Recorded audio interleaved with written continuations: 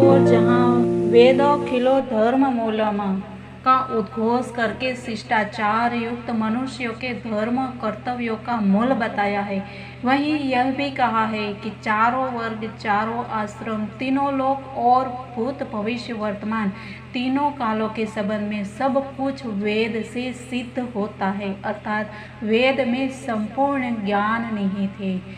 आधुनिक विद्वानों की दृष्टि में भी प्राचीन भारतीय संस्कृति तथा इतिहास भूगोल के लिए नहीं अपितु हिंदुओं के आधुनिक संस्कारों को समझने के लिए भी वेद का ज्ञान अनिवार्य है, क्योंकि आज भी संस्कारों में उन्हीं वेद मंत्रों का उच्चारण किया जाता है। वेद में मानव मात्र का प्राचीनतम चिंतन निहित है। वेद प्राचीन भारतीय गणित, ज्योतिष, स्वर शास्त्र आदि अनेक शास्त्रों के आदि स्रोत है। वेद में सर्वप्रथम अद्भुत काव्य और अलंकार के दर्शन होते हैं।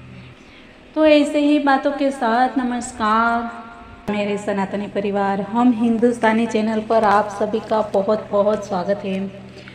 मित्रों, कल हमने थोड़ा सा इशारा किया था, संकेत दिया था कि हम बात करने वाले हैं वेदों पे।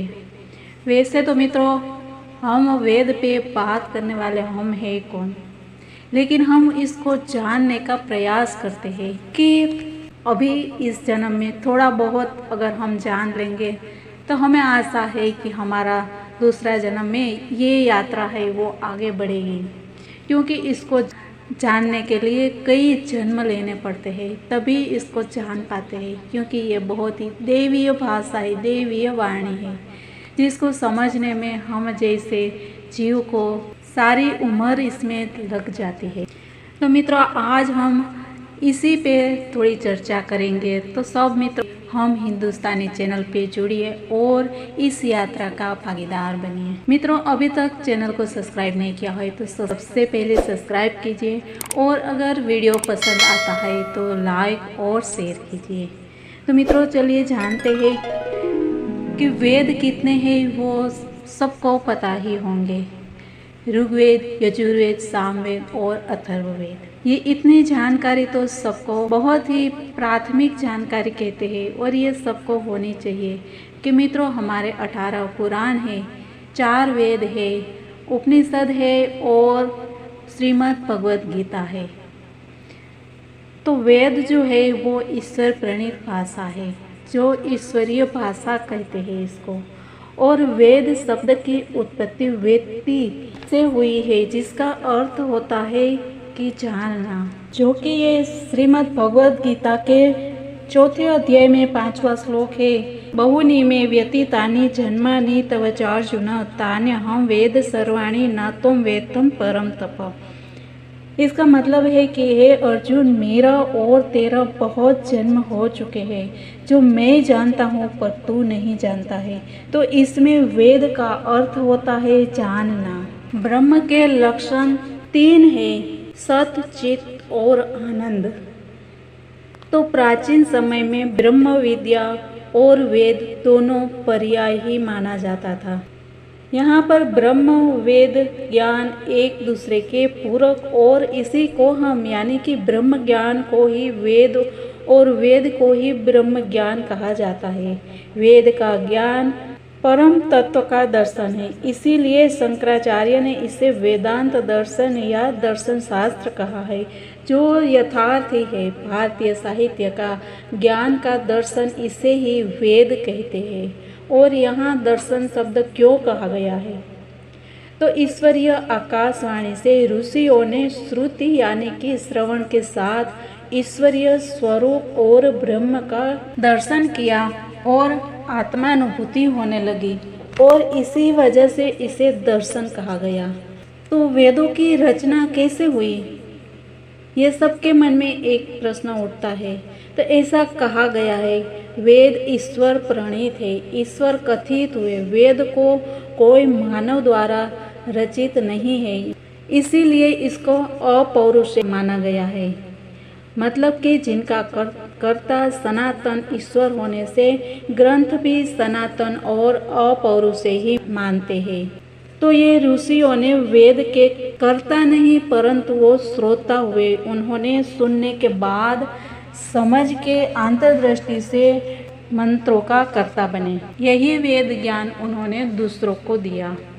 वैदिक ऋचाओं से ऋषियों ने जो ज्ञान प्राप्त किया उसे दर्शन कहते हैं, जो कि सिर्फ शाब्दिक नहीं होता है पर अंतर्दृष्टि से दिखा, जो कि दिव्य प्रकाश से दृश्यमान होने से दिव्य ज्ञान प्राप्त हुआ। और वो ज्ञान दिव्य इसके लिए हुआ कि वो उन्होंने अपने आंतर चक्षु से देखा। इस वेद के दिव्य मंत्र आकाशवाणी से प्राप्त करने के बाद वही ज्ञान अपने शिष्यों को कहा और यह सिलसिला चलता रहा जिसे श्रुति कहते हैं। यह दिव्य अनुभूति देख के, सुन के, याद रख के, इसको कर्णोपकर्ण एक दूसरे में बहते रहने को ही श्रुति ज्ञान कहा गया और यह गुरु परंपरा भी इसी को कहते हैं। गंगा के प्रवाह की भांति यह ज्ञान बहता रहा और सदियों से यही गंगा बहती रहेगी, बहती आई है और बहती रहेगी। और हम सब इस ज्ञान को आगे बढ़ाने में सहभागी बनेंगे। वैदिक साहित्य में महर्षि वशिष्ठ और विश्वामित्र की महिमा अपार है। सालों पहले महर्षि वशिष्ठ और विश्वामित्र जैसे और सभी युग प्रभावी, सफल, श्रेष्ठ आर्षदृष्टा आद्य ऋषियों ने जिस स्वर से वेद मंत्रों का उच्चार किया था, वही परंपरागत उच्चार, पठन और पद्धतिसर का गान आज भी हो रहा है। मुनि वशिष्ठ का मृत्युंजय मंत्र और विश्वामित्र का गायत्री मंत्र का गान आज भी हम सुनते हैं, जो वेद पाठी ब्राह्मण को उनके मुंह से वो देखते और सुनने का आनंद ही ब्रह्म दर्शन की अनुभूति कराता है। इसमें मंत्र, उंगलियों और हथेली का भी उपयोग होता है और वो आज भी बहुत ही सुंदर दर्शन हम कर सकते हैं। बाकी इसको आगे हम कितना ले जा सकते हैं वो हम सब पे निर्भर है। वेद की संख्या कितनी है? प्राचीन काल से प्राप्त निर्देशों के अनुसार वेद 1, 3, 4 या अनंत ऐसा कहा गया है। वेद त्रयी का मतलब क्या होता है? वेद त्रयी का मतलब बहुत विद्वान 3 वेद बताते हैं, जो कि ऋग्वेद, यजुर्वेद और सामवेद, जबकि चौथा अथर्ववेद पीछे से आया है, पर ऐसा सही में है नहीं। वेद त्रयी इसका मतलब 4 वेद ही होते हैं, पर वैदिक मंत्रों के वर्ग 3 माने गए हैं और इसी कारण से इसे वेद त्रयी कहते हैं। और महाभारत, उपनिषद, पुराण और शास्त्रों में इसका अर्थ ऐसा ही मिलता है। त्रयी मतलब ऋक्, साम, यजुस 3 प्रकार के मंत्र होते हैं। त्रयी मतलब ऋक्, साम, यजुस ये 3 प्रकार के मंत्र होते हैं और पद्यबद्ध जो होता है उसे ऋक् बोलते हैं। गीतिषु सामः गीत गायन से गाने वाले साम हुए और शेष यजुः शब्दः यज्ञादि में विनिमय से यजुष की उत्पत्ति हुई। त्रयी शब्दः ऋक्, यजुः, साम, सामखेषु मंत्रेषु प्रयुज्यते। इसका मतलब होता है कि ऋक्, यजुर्वेद और सामवेद ये तीनों के अलग अलग प्रकार के मंत्र के प्रकार इसको माना गया है। श्री मकरंद दवे ने विष्णु सहस्त्रनाम ग्रंथ में लिखते हैं कि वैदिक ऋचा ये शब्द से लेकर परम ज्योति तक की यात्रा कराते हैं। सबसे बड़ा ऋग्वेद ज्ञान के लिए है, यजुर्वेद ज्ञान को कर्म में परिवर्तित करना और सामवेद संगीत उपासना के लिए है। अथर्ववेद समाज को ध्यान में रख के उनकी प्रवृत्तियाँ और होने वाले युद्ध विद्या, रहस्य विद्या आदि बहुत सारी विद्या इसमें विद्यमान है। और इस तरह से वेद को अनंत कहा गया है, जिनका ज्ञान जीवन के अंत तक हम समझ नहीं पाते हैं। मतलब ये कि हमारा ये जीवन जो है वो भी इसमें कम गिरेगा, ऐसा गूढ़ ज्ञान है। अनंत जन्मों के बाद भी पूरा न होने वाला ये ज्ञान है। सकल ब्रह्मांड का विस्तृत ज्ञान है, जहाँ आज का विज्ञान अभी 1% भी नहीं पहुँचा होगा। हमारे शास्त्रों में जो लिखा हजारों साल पहले लिखा जा चुका है, वो आज का विज्ञान दावा कर रहे हैं कि उन्होंने खोजा है, पर यह पामर मनुष्य क्या खोजेगा। सब रहस्य हमारे शास्त्रों में छिपा है।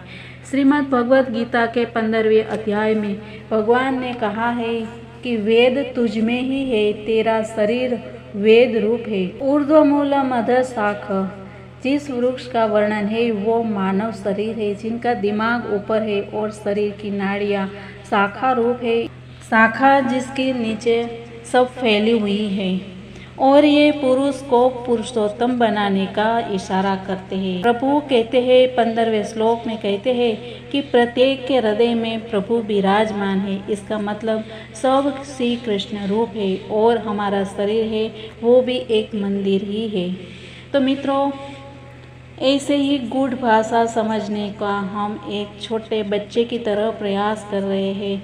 न हम ज्ञानी है न संत है, बस सबके हृदय में विराजमान प्रभु को हम नमस्कार करते हुए आज विराम लेते हैं। कल मिलने के वादे के साथ, तब तक के लिए सबको जय हिंद, वंदे मातरम, भारत माता की जय।